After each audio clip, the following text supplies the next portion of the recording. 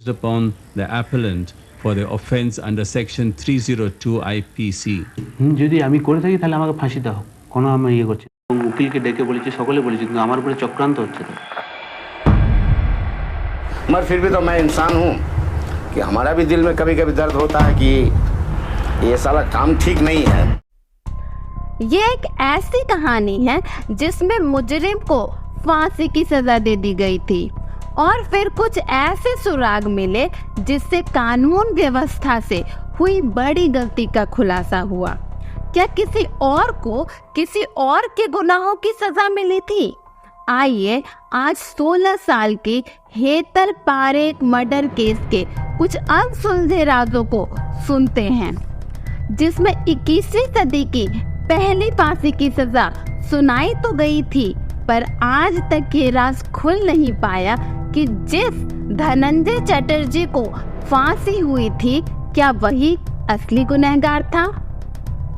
Show शुरू करने के लिए सब्सक्राइब करें और बेल आइकन को दबाएं। कहानी को शुरू से समझने के लिए हम 1990 के दशक से शुरू करते हैं। यह कहानी कोलकाता के भुवानीपुर इलाके के आनंद अपार्टमेंट के तीसरे फ्लोर पे रहने वाले नागरदास पारीक, उनकी पत्नी यशोमती बहन और उनके 2 बच्चों की हैं, जो गुजरात से कोलकाता रहने आए थे। उनके बच्चों के नाम भावेश पारेख और हेतल पारेख था। नागरदास पारेख का सोने चांदी का बिजनेस था। नागरदास का व्यापार अच्छा चल रहा था और ये एक संपन्न परिवार था। उनकी बेटी हेतल कोलकाता के मेलैंड गोल्डस्मिथ नाम के स्कूल में पढ़ती थी। यह स्कूल वो बाजार के पास था और हेतल का भाई भावेश पिता के साथ ज्वेलरी का व्यापार संभालता था।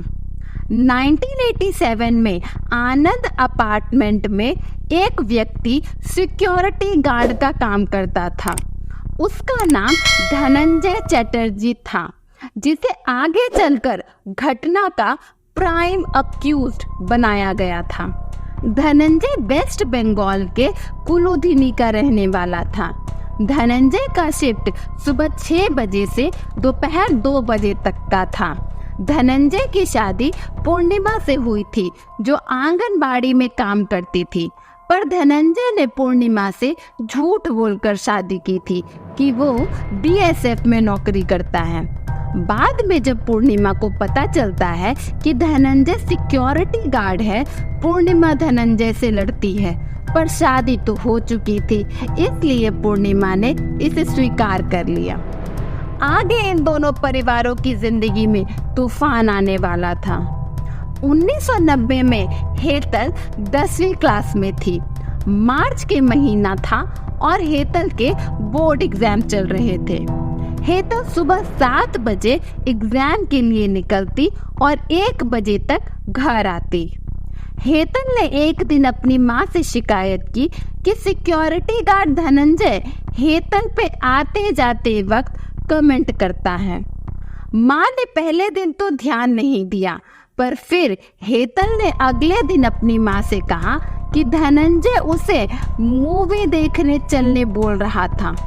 तब हेतल की माँ को गुस्सा आया और यशोमती बेन ने अपने पति नागरदास पारेख से सारी बातें बताई। नागरदास ने सोसाइटी मेंबर्स को अपनी शिकायत की। सोसाइटी मेंबर्स ने धनंजय को नौकरी से निकाल दिया। फिर आनंद अपार्टमेंट में नया सिक्योरिटी गार्ड आया। 5 मार्च यानी अगली सुबह धनंजय फिर से आनंद अपार्टमेंट आ जाता है। हर दिन की तरह नागरदास और उनका बेटा पारेख अपनी दुकान चले जाते हैं और हेतल परीक्षा देने। उसी दिन शाम को 5:30 बजे हेतल की माँ पूजा करने के लिए एक मंदिर चली जाती हैं। धनंजय, जो 2 बजे तक ही ड्यूटी करता था, उस दिन शाम 6 बजे तक भी आनंद अपार्टमेंट में ही था। जब धनंजय की ड्यूटी खत्म हो गई तब धनंजय अपनी यूनिफॉर्म बदल अपने कपड़े पहन लेता है। फिर धनंजय दूसरे गार्ड से कहता है कि उसे तीसरी मंजिल पे जाकर मालिक को फोन करना है और बताना है कि वो जल्द ही नई जगह पर ड्यूटी शुरू कर देगा। धनंजय को पारेख परिवार के घर से फोन करना था क्योंकि उस दौर में सभी घरों में फोन नहीं था, पर पारेख परिवार के घर फोन था जहां से धनंजय को फोन करना था। धनंजय ये बात दूसरे सिक्योरिटी गार्ड को बताकर ऊपर चला गया।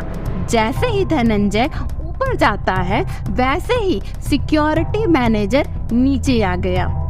तब मैनेजर को पता चलता है कि नया गार्ड नहीं आया और धनंजय ही ड्यूटी पर आ गया।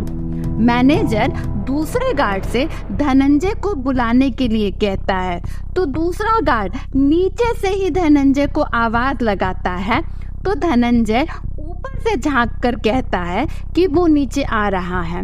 धनंजय 5:45 में नीचे आ जाता है और कंपनी के मैनेजर से कहता है कि नए काम पे वो कुछ दिनों के बाद जाएगा।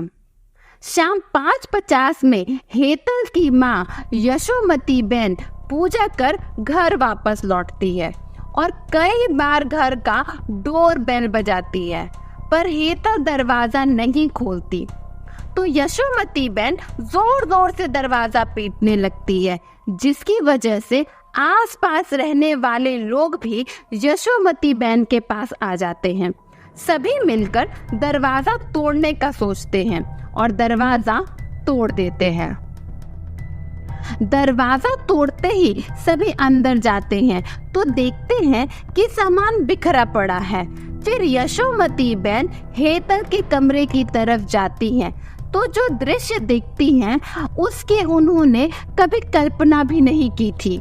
हेतल खून से लथपथ जमीन पर पड़ी हुई थी और उसके कपड़े भी फटे हुए थे। साथ ही चोट के कई निशान उसके शरीर पे मौजूद थे। हेतल की हत्या हो चुकी थी। हेतल की मां ने तुरंत हेतल के पिता को फोन कर घर बुलाया। नागरदास अपने बेटे के साथ घर पहुंचते हैं और फिर रात को 9 बजे पुलिस को घटना की जानकारी दे दी जाती है। पुलिस जल्द ही घटना स्थल पर आ जाती है। फिर पुलिस ने सारे सबूतों को इकट्ठा किया और हेतल की लाश को पोस्टमार्टम के लिए भेज दिया। नागरदास के घर से पुलिस को कई सबूत मिले, जिसमें से एक पीले रंग की शर्ट का बटन भी था और एक गले की चेन भी थी। 6 मार्च से पुलिस अपनी छानबीन शुरू करती है और मौकाए वारदात पे जितने लोग मौजूद थे उन सबके बयान लेती है। पुलिस के बयान में हेतल के पिता नागरदास ने धनंजय पर ही शक जताया और बाकी सारी बताएं कि कैसे धनंजय हेतल पर आते जाते कमेंट करता था। पुलिस ने धनंजय को मेन सस्पेक्ट मान लिया क्योंकि धनंजय के खिलाफ सारे लोगों ने ही बयान दिए थे और शाम के सिक्योरिटी गार्ड ने तो धनंजय को तीसरी मंजिल पे जाते भी देखा था और खुद धनंजय ने भी ये बात सिक्योरिटी गार्ड को बताई थी। धनंजय के खिलाफ बहुत सारे गवाह और सबूत मौजूद थे। पुलिस का शक तब गहरा हो गया जब धनंजय गायब था। दूसरे सिक्योरिटी गार्ड ने पुलिस को बताया कि 5 मार्च को धनंजय दूसरी जगह काम करने वाला था, पर छोटे भाई के जनेऊ संस्कार की पूजा में शामिल होने उसे अपने गांव जाना था। पुलिस तुरंत धनंजय के गांव का पता लगा उसे गांव से पकड़ने निकल पड़ती है। इधर हेतल की पोस्टमार्टम रिपोर्ट भी आ गई, जिसमें ये पता चला कि हेतल के शरीर पर कई बार चाकुओं से वार किए गए थे और पहले गला दबाकर उसकी हत्या की गई थी और साथ ही इंटरकोर्स के सबूत भी मिले। इधर पुलिस धनंजय को भी गिरफ्तार कर लेती है और उसके घर की भी तलाशी लेती है। पुलिस को वो घड़ी भी मिलती है जो हेतल के घर से चोरी हुई थी। इन सब परिस्थिति जन्य साक्ष्य यानी सर्कमस्टेंशियल एविडेंस को देखकर धनंजय ही दोषी लग रहा था। फिर अगले दिन से मीडिया ट्रायल भी शुरू हो गया और सभी धनंजय को ही दोषी मान बैठे थे। पुलिस को भी धनंजय के खिलाफ कोई पुख्ता सबूत नहीं मिल रहे थे। जो चेन घटना स्थल से मिली थी वो किसी और की थी। फिर इस केस को कोलकाता के एक डिटेक्टिव डिपार्टमेंट को सौंप दिया गया और धनंजय पर हत्या और चोरी के आरोप के साथ चार्जशीट फाइल कर दी गई। इस केस की सुनवाई अलीपुर के सेशंस कोर्ट में शुरू होती है और लगभग सभी गवाह सुनवाई के वक्त कंफ्यूज थे। धनंजय बार बार सुनवाई के दौरान कहता रहा कि वो निर्दोष है और अगर हो सके तो उसका लाई डिटेक्टर टेस्ट भी करवा लिया जाए, पर उस पर किसी ने ध्यान नहीं दिया। केस इतना सेंसिटिव हो चुका था कि कोर्ट ने धनंजय को फांसी की सजा सुना दी। फिर कोलकाता के हाई कोर्ट में सेशन कोर्ट के डिसीजन को चैलेंज किया गया, पर हाई कोर्ट ने सेशन कोर्ट के फैसले को सही ठहराते हुए सजा बरकरार रखी। फिर ये मामला सुप्रीम कोर्ट तक जा पहुंचा और सुप्रीम कोर्ट ने भी धनंजय की फांसी की सजा को बरकरार रखा। इस तरह 14 साल बीत गए थे। 25 जून 2004 को धनंजय की फांसी का दिन तय हुआ, पर 24 जून को राष्ट्रपति के पास मर्सी पिटीशन भेज दिया गया, पर बढ़ते हुए दबाव और लोगों की बढ़ती नाराजगी देखकर धनंजय की अपील खारिज कर दी गई और फिर से उसकी फांसी की तारीख मुकर्रर कर दी जाती है। 15 अगस्त 2004 को कोलकाता के अलीपुर सेंट्रल जेल में सुबह के 4 बजे धनंजय को फांसी दे दी जाती है। धनंजय ने अंतिम बार पुलिस से ये पूछा था कि क्या उसके मरने के बाद केस की छानबीन खत्म हो जाएगी या केस चलता रहेगा। धनंजय को फांसी मिल चुकी थी और लोगों का गुस्सा शांत हो चुका था। इधर पारेख परिवार भी कोलकाता छोड़ जा चुका था। कुछ सालों के बाद इंडियन स्टैटिस्टिकल इंस्टीट्यूट के कुछ स्कॉलर्स और कुछ पत्रकारों ने इस केस पे काम करना शुरू किया और एक रिपोर्ट तैयार की और उस रिपोर्ट से धनंजय का पक्ष सामने आया। रिपोर्ट के अनुसार पुलिस ने अपनी छानबीन अच्छे से नहीं की थी और उनके अनुसार धनंजय कातिल भी नहीं था, बल्कि असली कातिल कभी पकड़ा ही नहीं गया। रिपोर्ट में ये कहा गया कि घटना वाले दिन धनंजय 5:25 से 5:45 तक फ्लैट में ऊपर था, यानी लगभग 20 मिनट के लिए।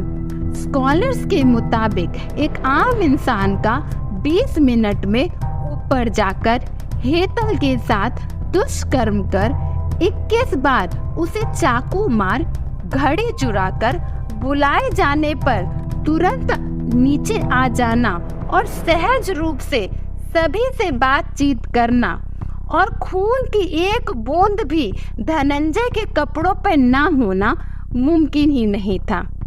और फिर एक मामूली सा सिक्योरिटी गार्ड इतना सब कुछ इतने कम समय में कैसे कर सकता था। वहीं जो घड़ी धनंजय के घर से मिली थी वो घड़ी भी मौकाए वारदात से गायब हुई घड़ी के सीरियल नंबर से अलग थी। वहीं मर्डर जिस हथियार से हुआ था वो भी बरामद नहीं हुआ। वहीं घटना स्थल पे मिले खून के निशान भी धनंजय से मैच नहीं कर रहे थे। और सबसे बड़ी बात ये थी कि जब हेतल की माँ पूजा करके वापस आई थी तब दरवाजा अंदर से बंद था। इसी तरह के कई अनसुलझे सवाल अनसुलझे ही रह गए और असली कातिल शायद कभी पकड़ा ही नहीं गया। वही शायद जो निर्दोष था वो मौत के घाट उतार दिया गया। हंसती खिलती हेतल की भी जान ले ली गई और निर्दोष धनंजय भी नहीं रहा। और इस कहानी का एक ऐसा अंत हुआ जो कभी सुलझ ही नहीं पाया। अगर आपको ये वीडियो अच्छी लगी तो मुझे थोड़ा सा सपोर्ट करते हुए मेरे चैनल को सब्सक्राइब कर दे और बेल आइकन को भी दबा दे। जल्दी अगले वीडियो में हम फिर रूबरू होंगे। तब तक के लिए हंसते रहिए, स्वस्थ रहिए, मुस्कुराते रहिए और हाँ, सतर्क भी रहिए।